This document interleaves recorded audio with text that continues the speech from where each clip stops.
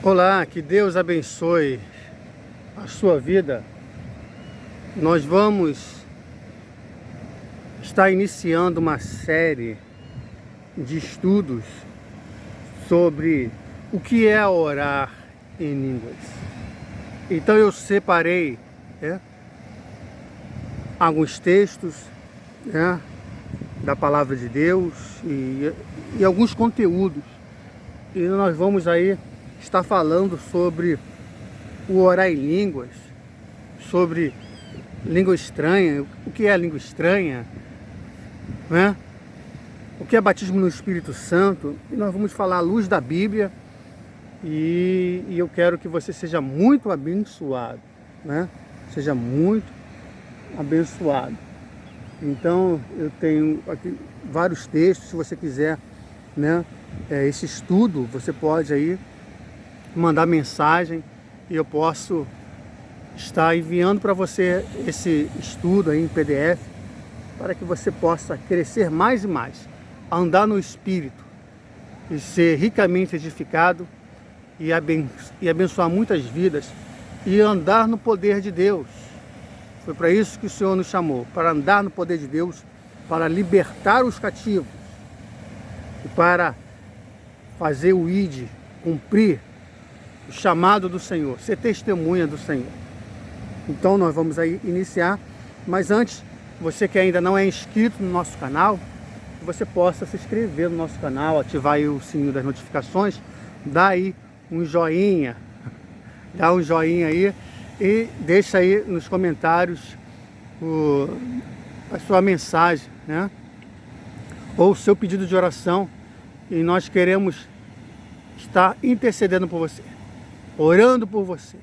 Se você tem alguma dúvida, você pode entrar em contato. Se você quiser esse estudo, nós podemos enviar, né, para o seu e-mail.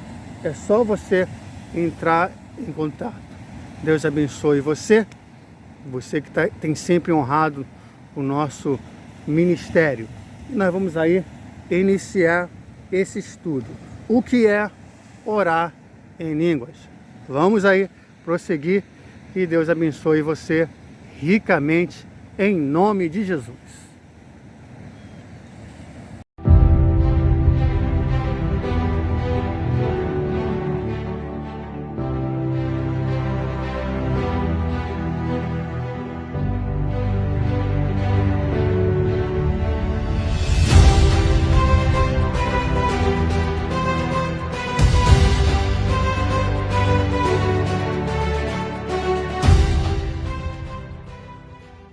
Orar em línguas, o que é isso? A oração em línguas é uma linguagem de oração entre um crente e Deus? O Novo Testamento menciona falar em línguas e orar em línguas. Como entender essas práticas? A primeira ocorrência de falar em línguas é encontrada em Atos 2. Enquanto os 120 crentes oravam no cenáculo de uma casa, o Espírito Santo veio em poder e permitiu que as pessoas falassem de tal maneira que o público que os ouvisse pudesse entender seus ensinamentos em cada uma de suas línguas. Eventos semelhantes ocorreram em Atos 10 e 19 quando o Evangelho se espalhou para os gentios. Estas são as únicas ocasiões em que grupos inteiros de pessoas falaram em outras línguas como um sinal de salvação para um novo grupo de pessoas. Em outros lugares, o Novo Testamento fala do dom de línguas como um dom espiritual, 1 Coríntios 12, 14.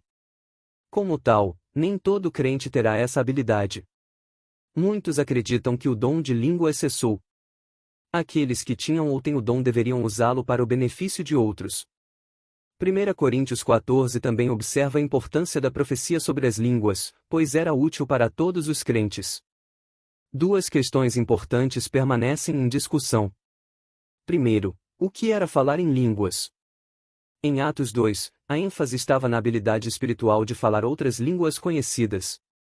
Isso foi útil no evangelismo, pois 3.000 pessoas foram batizadas como resultado. Falar em outras línguas conhecidas também se encaixa no contexto do ensino de Paulo de que ele falava em línguas mais do que seus leitores em Corinto. Por quê? Paulo falava aramaico, um pouco de hebraico, grego e provavelmente um pouco de latim. Deus lhe deu a capacidade de se comunicar em vários idiomas como missionário compartilhando o evangelho com as pessoas em todo o Império Romano.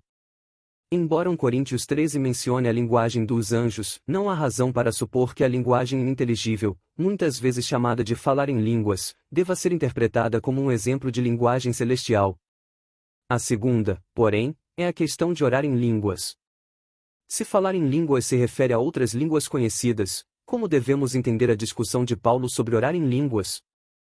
De grande importância é 1 Coríntios 14,14 em que Paulo menciona orar em línguas como parte de uma reunião de adoração.